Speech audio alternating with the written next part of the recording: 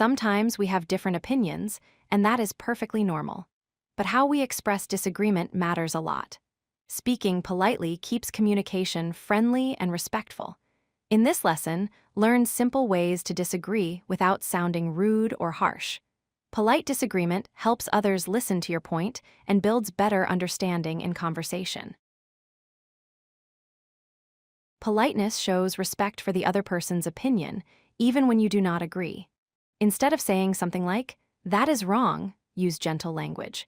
For example, "I am not sure I agree with that," sounds softer and more thoughtful. Using polite words keeps the discussion positive and helps both sides consider each other's ideas calmly. Here are some common ways to show disagreement politely in English.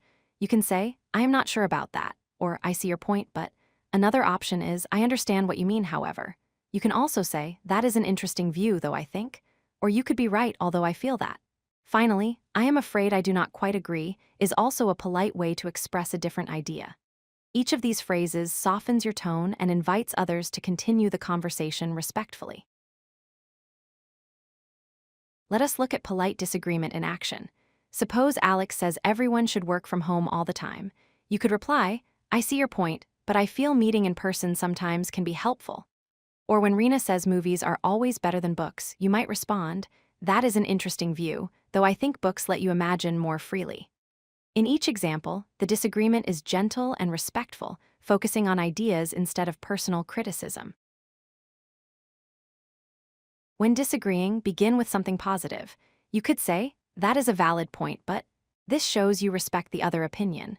Use soft language instead of strong negatives like "You are wrong." Focus on ideas rather than on the person. Always keep your tone calm and friendly. Remember, polite disagreement is about how you deliver your message as much as what you say. Kindness and self-control make any conversation more productive and pleasant. In the workplace, polite disagreement shows professionalism and teamwork. For example, if your manager says, "Let us finalize this design today," you can reply, "I understand the urgency, but I think one more review could make it stronger." Or if a colleague suggests skipping the data check, you could respond, "That might save time, but I would prefer to verify to avoid future errors."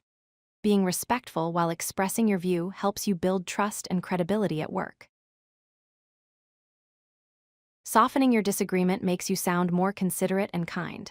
Use gentle expressions before sharing your own opinion.